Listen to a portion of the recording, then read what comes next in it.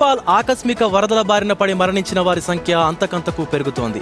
హిమాలయాల నుంచి దూసుకొచ్చినటువంటి నీటి ఉధృతి ఊళ్ళనే తుడిచిపెట్టేసింది.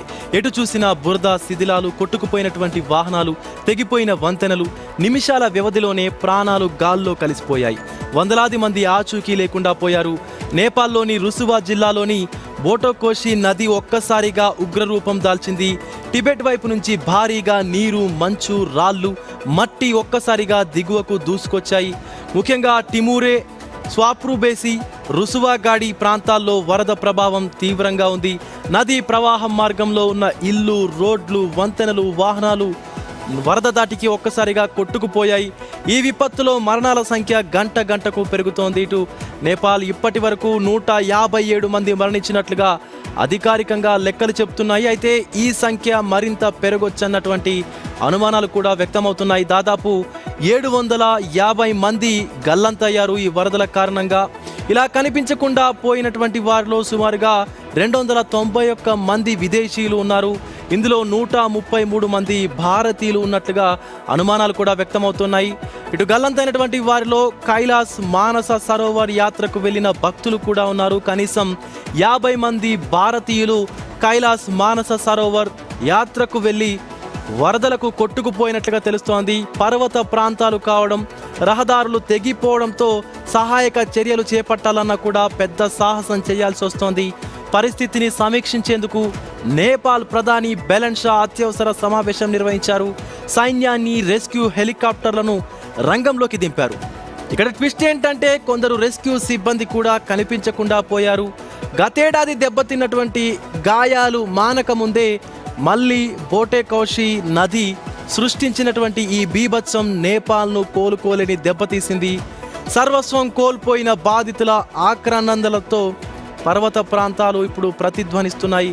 ఆ ప్రకృతి మాత శాంతించి గల్లంతైన వారు సురక్షితంగా తిరిగి రావాలని లోకం ఆకాంక్షిస్తోంది.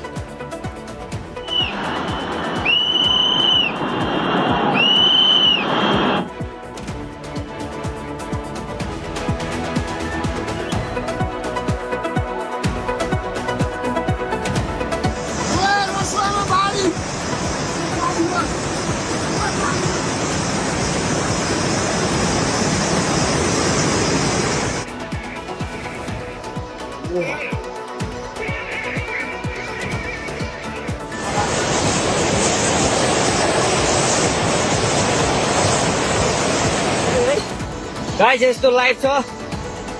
Oh. నేపాల్లో ఇంతటి జల విలయం ఎలా సంభవించింది? ఒక్కసారిగా కొండల నుంచి అంత భారీగా నీరు, మంచు, రాళ్ళు ఎలా దూసుకొచ్చాయి? ఇది సాధారణ వర్షాల కారణంగా వచ్చిన వరదేనా, లేక హిమాలయాల్లో చోటు చేసుకున్న మరో ప్రకృతి విపత్తు ప్రభావమా? ఇప్పుడు ఇవే ప్రశ్నలు సర్వత్రా వ్యక్తమవుతున్నాయి. ప్రాథమిక అంచనాల ప్రకారం టిబెట్ వైపు హిమాలయ ప్రాంతంలో చోటు చేసుకున్నటువంటి భారీ ఐస్ రాక్ ఆవలాంచే ఈ విపత్తుకు ప్రధాన ట్రిగ్గర్గా నిపుణులు అనుమానిస్తున్నారు. సుమారుగా 5200 మీటర్ల ఎత్తులోని గ్లేసియర్ ప్రాంతంలో మంచు, రాళ్ళు భారీగా భాగం ఒక్కసారిగా విరిగిపడి లోయలోకి దూసుకొచ్చినట్లుగా, దానివల్ల ఇది ఉగ్రరూపం ఉపగ్రహ చిత్రాల ఆధారంగా కూడా అంచనా వేస్తున్నారు. ఈ భారీ శిథిలాల నదీ ప్రవాహంలోకి చేరడంతో నీటి ఉధృతి ఒక్కసారిగా పెరిగింది.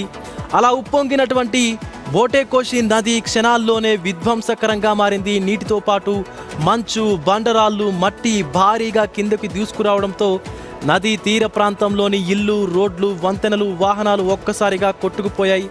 అయితే ఈ ఘటనకు మరో కారణం పైన కూడా ఇప్పుడు పరిశోధనలు జరుగుతున్నాయి. గ్లేసియర్ లేదా పర్వత భాగం ఒక్కసారిగా కూలిపోవడానికి ఇటీవల సంభవించినటువంటి భూకంపం కారణమై ఉండొచ్చా అనేటువంటి కోణంలోనూ నిపుణులు పరిశీలిస్తున్నారు.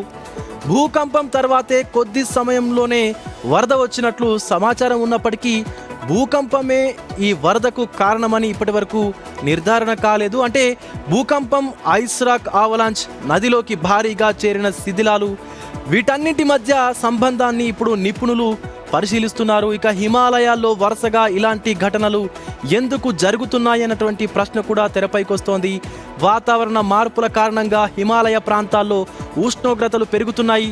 ఫలితంగా గ్లేసియర్లు వేగంగా కరుగుతున్నాయి. దీనివల్ల ఇటు ఈ వరదలు కూడా వస్తున్నట్టుగా అయితే ముఖ్యంగా ఇటు వాతావరణ శాఖకు సంబంధించినటువంటి అధికారులు కూడా అంచనా వేస్తూ ఉన్నారు. అండ్ గ్లేసియర్ల వెనక్కి తగ్గడంతో పర్వత ప్రాంతాల్లో కొత్త గ్లేసియల్ సరస్సులు ఏర్పడుతున్నాయి.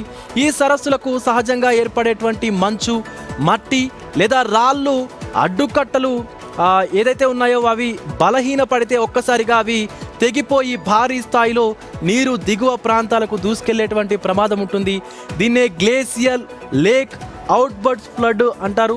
అంటే ఇటు GLFO అని కూడా దీన్ని సంబోధిస్తూ ఉంటారు. అయితే ప్రస్తుత నేపాల్ ఘటనను ఇదే కారణమని నిపుణులు కూడా ఇప్పుడే నిర్ధారించడం లేదు. బట్ ఏదేమైనా కూడా వందలాది మంది ఈ యొక్క వరదల కారణంగా ఒక్కసారిగా సంభవించినటువంటి రాకాసి వరదల కారణంగా అక్కడ ఉన్నటువంటి వందలాది మంది గల్లంతయ్యారు. సుమారుగా 157 మందికి పైగా ప్రాణాలు కోల్పోయినట్టుగా నేపాల్కు సంబంధించి అధికార వర్గాలు చెప్తా ఉన్నాయి. సుమారుగా 750 మంది ఈ యొక్క వరదల కారణంగా గల్లంతైనట్టుగా చెప్తా ఉన్నారు. అండ్ అక్కడ ఉన్నటువంటి మానస సరోవర్ యాత్రకు వెళ్ళినటువంటి భారతీయులు కూడా కొంతమంది ఈ వరదల కారణంగా గల్లంతైనట్టుగా అయితే చెప్తా ఉన్నారు. సో మొత్తంగా ఆ వరదల్లో చిక్కుకున్నటువంటి వారందరూ కూడా సురక్షితంగా బయటపడాలని ఇటు బిగ్ టీవీ కూడా ఆశిస్తోంది.